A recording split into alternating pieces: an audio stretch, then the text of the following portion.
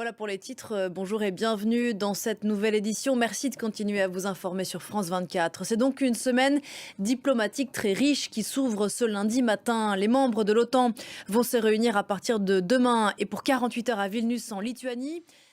Bonjour, ce séjour à Londres pour Joe Biden, c'est la mise en bouche, le plat de résistance, qui ne sera d'ailleurs pas forcément très digeste. Pour Joe Biden, ce sera ce sommet de l'OTAN à partir de demain en Lituanie. Oui, Joe Biden doit en effet rencontrer à Londres le roi Charles III pour la première fois depuis son couronnement. Des armes à sous-munitions qui sont interdites dans de nombreux pays membres de l'OTAN, signataires de la Convention d'Oslo de 2008 et dont ni les États-Unis, ni l'Ukraine, ni la Russie ne sont parties prenantes. Merci beaucoup Sonia Dridi, vous étiez en direct avec nous dans la nuit de Washington. Dans l'actualité africaine aujourd'hui, l'ambition d'un homme, celle d'Ali Bongo, le président gabonais, va se présenter à la présidentielle du 26 août prochain pour un éventuel troisième mandat. Au Zimbabwe aussi, on va voter en août pour des élections générales. L'opposition devait lancer sa campagne ces dernières heures à Bindura, c'est à 90 km au nord-est de la capitale Harare. Mais la justice a fait annuler le meeting pour des raisons sécuritaires et sanitaires dénoncées par l'opposition. Nicolas Chamontin.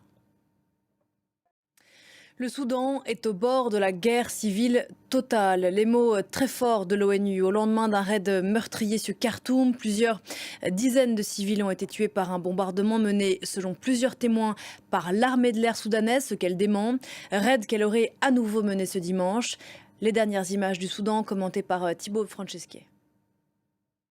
On change de continent, il fait chaud en Europe ces jours-ci. Image d'Espagne où on attend des températures caniculaires cette semaine avec parmi les derniers départements à être sous alerte, les Alpes de Haute-Provence et le Var dans le sud-est du pays. Des villes européennes qui tentent de se préparer aux décennies de chaleur qui s'annoncent. Illustration ici à Paris, c'est un peu un serpent de mer ou plutôt un serpent d'eau douce se baigner dans la Seine, le fleuve qui traverse la capitale de part en part. Une promesse vieille de plus d'un demi-siècle qui pourrait être tenue cette fois-ci, c'est promis, d'ici 2025.